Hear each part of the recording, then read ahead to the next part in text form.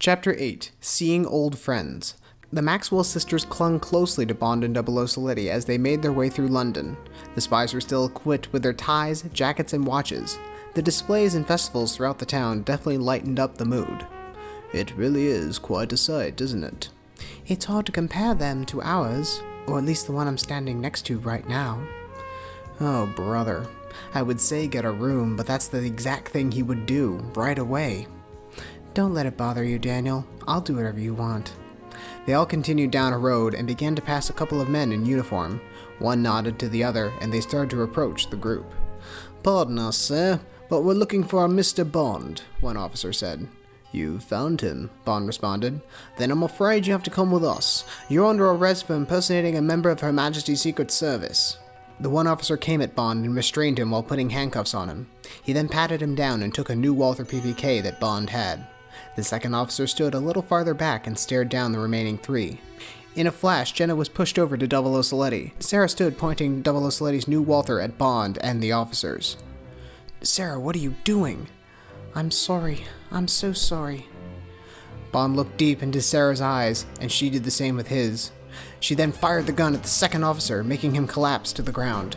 This knocked a hat off that he was wearing. The officer was then revealed to be BJ. I won't have this. This man is an imposter James Bond. I'm the real Bond. Observe. BJ took out an ID card reading JB007 with his picture. That's what I was saying with BJ's tech advancements. Stealing identities is a staple of his. Bond tapped his watch against a small keyhole on the handcuffs, and the cuffs unlocked. May I suggest arresting some other merry gentlemen? Bond threw the cuffs and locked them around the ankles of the first officer, and then the group took off. Well done with the gun, darling. Suppose you'll need that back now. Meanwhile, BJ got on a radio he pulled out. This is BJ. Bond and 00 Saletti have the Maxwells.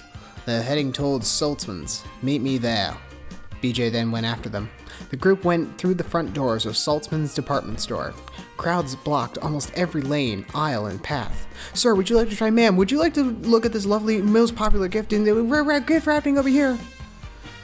I don't know how much of this I can take. Far be it from me to say this, but Christmas is getting a little commercial, I think. A group of men then walked into the store and started looking around. As the first group made their way through the store, 00 Saletti stopped by a sign. This is one of the things I wanted to do on my list, and now I can check it off twice. He then caught up with the rest of his people and pulled them over to an info table. 00 Saletti asked the location of what was on the sign. The person at the table gave directions on where to go.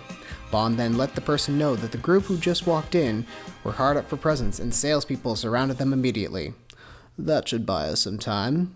And they should buy us some presents for doing that.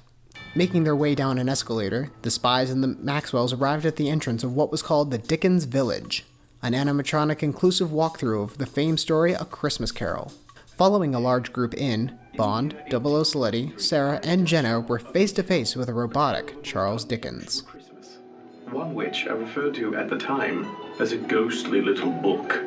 It concerns the life of a man known as Ebenezer Scrooge.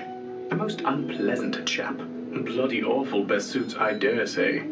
Mr. Scrooge was a man of business with a heart carved from stone. One would think ice rather than blood must surely run through his veins.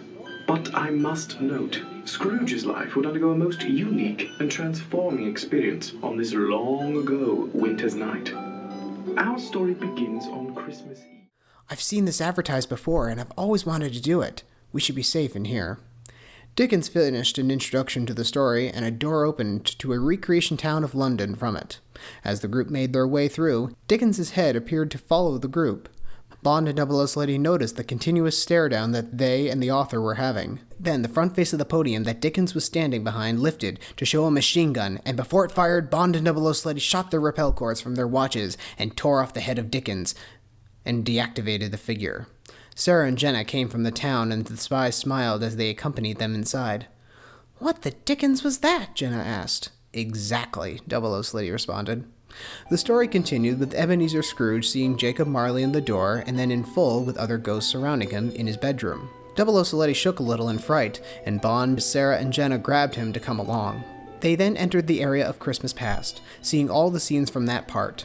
One of the big scenes was the Fezziwig party. As they entered, there was a figure ringing a bell outside. So that's where this ringing is coming from. It was getting annoying. Just as Double O Sleddy said this, it stopped. He stepped up to look closely at it, and then the bell dropped quickly towards him and raised up. Double O Sleddy jumped to one side and the bell would follow and repeat. The other three then came over and tried to help, but then the bell started going for the Maxwells instead. Double O Sleddy then grabbed the bell and went up with it and kicked the figure down, breaking the figure and the mechanism. "You were saying about being safe in here?" Sarah said, concerning. Double O Sleddy shrugged his shoulders, and they continued on, and remained fairly safe through Christmas present and future. "You'd think BJ would try to kill us during the Yet to Come segment, with all the grim and dark features there," Jenna exclaimed. They all agreed. At the end, all the characters returned, and Scrooge was seen smiling and waving from a window above them. However, BJ turned the corner from the exit with a group of men.